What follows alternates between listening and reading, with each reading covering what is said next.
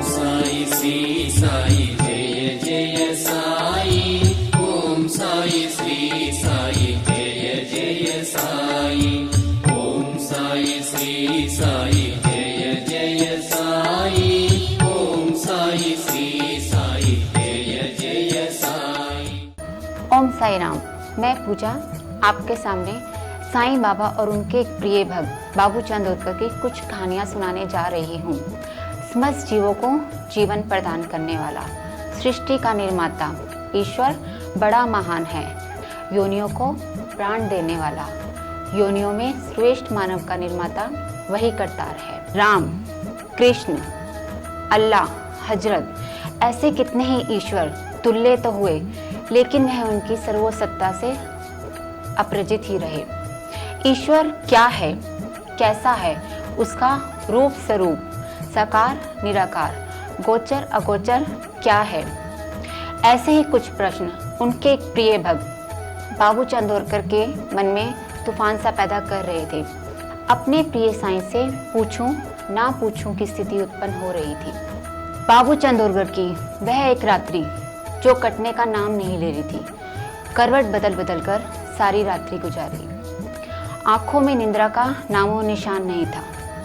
पो फटते ही साईं बाबा से भेंट की और अपनी प्रश्न का उत्तर जानने की इच्छा जाहिर की। सुबह का समय, साईं बाबा की कुटिया, चंदोरकर बाबू का प्रवेश करना। चंदोरकर बाबू, एक प्रश्न है साईं। साईं, कैसा प्रश्न चंदोरकर? चंदोरकर, मन में बड़ा संकोच सा है, पूछूं ना पूछूं? साईं बाबा, संकोच को छोड़ो चंदोरकर, जो भी संदेह है उसका निवारण हो जाना ही सही है। चंदोरकर, आप सही कहते हैं बाबा। इन्हीं प्रश्न ने पूरी रात्रि सोने नहीं दिया। इच्छा हुई आपसे जाकर पूछूं। साईं बाबा, निश्चित रहो चंदोरकर, विचारों का आगमन जब हमारे मस्तिष्क में उतर जाता है तो उत्तर पाने की स्थिति में इस तरह का तर्क संगत ही है। चंदोरकर, बाबा, ईश्वर क्या है, कैसा है? साईं बाबा, ईश्वर, चंदोरकर, तुम्हारा प्रश्न ही अपने आप में कई तरह के सवाल किए हुए है। ईश्वर को समझना बड़ी टेढ़ी खीर है। वह सर्वव्यापक है, वह हमारे कण कण में विद्यमान है। वह सर्वशक्तिमान होते हुए भी अपनी शक्ति से ओत्र पोत्र है। चंदोरकर, बाबा, ईश्वर को समझने का कोई तो सरल साधन होगा।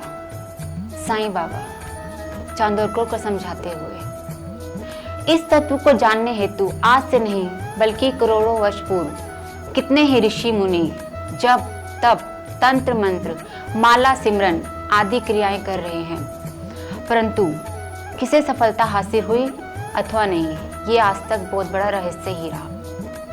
चंदोरकर, बाबा, इस तरह तो मनुष्य ईश्वर को कभी समझ ही नहीं पाएगा। हम उनका अनुभव कैसे करें? साईं बाबा चंदोरकर को समझाते हैं कि ईश्वर इस जगत के कण कण में विद्यमान है।